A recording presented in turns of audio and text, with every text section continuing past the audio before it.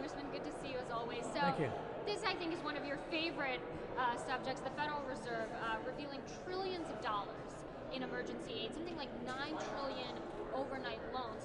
Are you surprised by this? You know, in a little way, I thought it was bad, but it's probably worse than I thought. And I'm not totally surprised what they've been doing. That's one of the reasons why I've wanted an audit for a long time. Even though we're getting some figures out, it's nothing near what an audit would reveal. But the dollar numbers is very, very high, and of course the involvement overseas is one of the things I really wanted an audit for. But we did get some figures to show that we felt compelled to bail out foreign banks too, which is a real affront to the American people, because indirectly the American people have to pay for this. And I think that's one of the things that shocked so many people. It's not just financial institutions here in the United States, also foreign banks. And let's not forget, I mean, it was GE, it was Verizon, it was Harley Davidson. Yeah. And you know, it shouldn't surprise us, because the dollar was given this responsibility of being the reserve currency of the world ever since 1971. So it was given much more power and privilege than it deserved. And at the time, you know, after World War II, we had all the gold and we had the economic might and we weren't beaten down. But eventually, though, what happened was everybody started using dollars as if it were gold, and they put it in the reserves.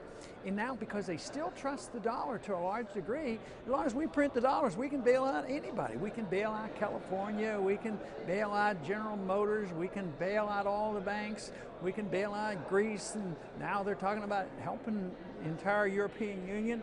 But there is a limit. The market will limit it, politics won't. They will think they can manage this, but they can't do it. Eventually, people will lose confidence and trust in the dollar. But of course, their argument about all these bailouts is that if we did this to stabilize the financial system, if we had not done this, we would have a depression on our hands. What makes you so sure that they're wrong about that things would have been better had they not done that? They're not completely wrong, because there would have been some industries that were depressed. The companies that had lived off debt and lived off easy credit and got themselves into trouble, they would have had a depression. You know, General Motors would have still had their problems, and the banks who had been involved in the derivatives, they would have had the depression. But instead, we printed the money, we bailed them out and argued, well, we don't want anybody to have a depression. So what did they do? They transferred all that bad debt onto the taxpayer, but the little guy got stuck. Who lost their jobs? And who lost their houses? There was no requirement in there to loan to small businesses or help people modify their mortgages, which is something that they could have done. Why did they choose not to? Because the way the system works, big banks and big corporations benefit from a fiat system, and that's why they like it. So the military-industrial complex likes it, the banking system likes it, and matter of fact, politicians like it too, because they participate in it. The congressmen, you know, for decades have been able to vote for whatever they thought was necessary for their district. The deficits didn't matter that much. We would raise taxes, and if they got a little too high, we would borrow money, and if that got difficult and interest rates got, we'd go to the Fed. And then the Fed would loan, you know, create money, keep interest rates low, and keep passing it out. So the system was endorsed by a lot of people, and even the people who had houses did well for a while. The average person on the street indirectly did benefit. But when push came to shove, the big guys got the bailout. They were making a lot of money, and the little guys got stuck with mortgages that they couldn't pay. So what is the connection then, you know, between the actions that the Fed is taking and the national debt? Well, we wouldn't have a national debt like that. It would automatically stop. If the Fed couldn't create money, if we were spending too much and we didn't want to raise taxes, we'd go to the market and we'd borrow. But if we borrowed too much, interest rates would keep going up, up, up. And if people say, hey, you know, we're going to have a recession, interest rates 10, 12, 14, 15%, we better get out of the market. We have to cut down spending so the people would have the money. But if the Fed comes in, they allow that bubble and malinvestment to continue, so they create the credit. So if you allow the market to work, the signals would be there, and it would be turned off much sooner. The Fed shouldn't be allowed to monetize debt. And the Fed, again, under fire for the second round of quantitative easing also. Many members of Congress, like you said, support that as well. Right now, they're sort of waking up. There's more resistance now, not only from more members of Congress, but the average person now knows the Fed is involved in the bailout system. World central banks are complaining. European bankers have complained. And they're complaining. They got so much money. Yeah. What are they complaining about? But they're worried. They want to keep the money coming, but they want the money. They're sort of trapped. They want the money, but they want the money to maintain value. So maybe they got the money on QE1, and now they say, well, let's hold off now, because if you print too much more, the dollars I have might be devalued. So they're getting a little bit nervous about the system. And you've been a critic of the Federal Reserve for some time now. And interestingly enough, in January, you're going to be the chairman of the House Financial Services Subcommittee, the House Monetary Subcommittee. How do you plan on using your power to further investigate this institution and perhaps really have an audit of the Fed, which again, you've been calling on for some time now? Well, I haven't been appointed yet. I assume I will. I'm in line for it. And what I will do is use it as a good oversight committee of the Federal Reserve. And that means we want to know what they have been doing, and they have to explain what they've been doing, who's getting the loans. That means more oversight and move toward a true audit of the Fed. And then we also have to start talking about the business cycle, because everybody's unhappy with unemployment. You know, even though I disagree with so much what the Fed does and what the Congress does, I don't know of anybody who says, you know, what we have to work on is more unemployment. We like unemployment. They really don't.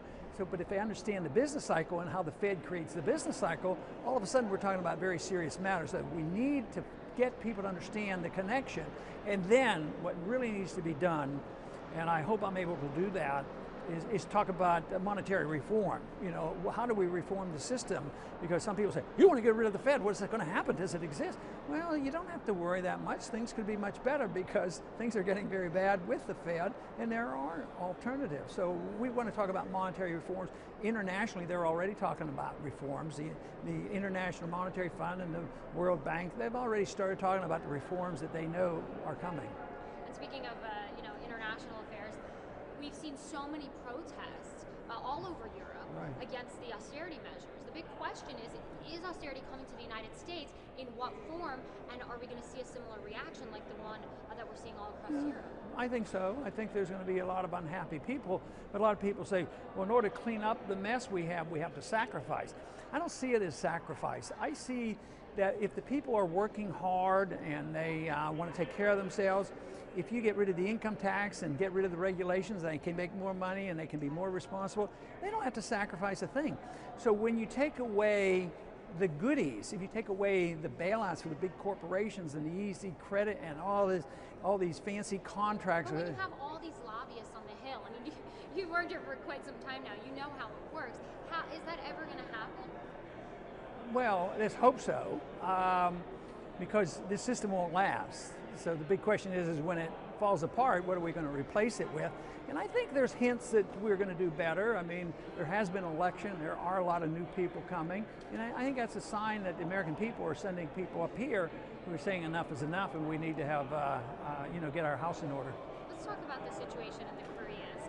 You have a very interesting opinion about this. You've said, or you've hinted before, that the Korea conflict may have been orchestrated to boost the dollar. What do you mean by that? It's a pretty shocking claim, and one that we don't really hear very often. Well, you know, I don't know whether it's so directly as much as a repercussion. When these incidents occur, people rush to the dollar. But that's really just very temporary. But with my non-interventionist foreign policy, I just don't like to see a saber rattling by going over there with our ships and all. The analogy I draw to this is, we have a problem on our Texas and U.S.-Mexican border. What if the interests of China, what if they thought it was in their interest and they had an alliance with Chavez in Venezuela? What if they had war games in the Gulf of Mexico? We'd be hysterical, but we think nothing of saying, well, there's a problem over there and we got to show them our might, and we're going to go over there and we're going to set all these rules and dictate what's going on in Korea. I think if we hadn't stayed in Korea, it would be one country right now. I sincerely believe that. Do you think that, what's going to happen with the situation? Is it going to escalate? I know they're trying to put pressure on China. Is China going to do anything? And if not, is the United States more likely to get involved? It's already bogged down. We're way too much involved in China. China has a greater interest. I think we have a greater interest in what happens in Cuba than China should.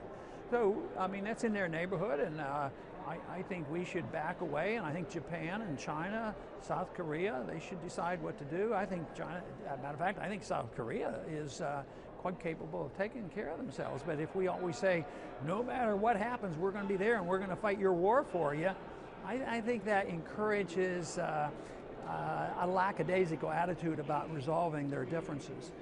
You're one of very few politicians, members of Congress, senators, who actually come out and say something like that. You know, that analogy that you made with China and Chavez. But why do you think that is? There seems to be, you know, whether anything that has to do with national security, whether it comes to defense spending or anything like that, sort of sacred cow. It's an issue that you don't touch because you never want to be perceived weak on national security. I mean, you and I had just talked about this. You got reelected, no problem. You've been saying these things for years and years now. Well, I think there's a natural tendency, especially for men and male leaders, to be macho, and their country and their citizens don't like you to be wimpish, and they don't want you to be weak, and they want you to stand strong. And then when a woman gets in charge, she wants to prove she's manly enough. So I think it's ingrained in our system. But I'm convinced that taking a position that I have takes every bit as much conviction and belief as somebody who thinks that the solution is always violence. I just approach it more from that we can do it with nonviolence. And I really abhor the idea that we're so often, our whole world, just think I've lived a good many years of the 20th century now, and it's perpetual war. Our history has shown that. I just don't think it should be necessary. I mean, there are other ways to resolve our problems. Well, speaking of a politician or a former politician who tells a lot of other politicians to man up, Sarah Palin, your fellow Tea Party member, leader, telling Barbara Walters recently that if she were to run for president in 2012, that she believes that she could beat Barack Obama. Just wanted to get your opinion on that. Well, I guess that's a possibility, you know. Would you support her if she ran for president in 2012? Well, I think it's too early to tell. She's not even a candidate. But as far as, you know, capability, that's the big question. A lot of the sort of establishment Republicans come out and said, "You're no Ronald Reagan. You know, this is not going to happen for you." Well, I don't care to make a lot of criticism or endorsements of Sarah Palin. Thank you so much. Okay.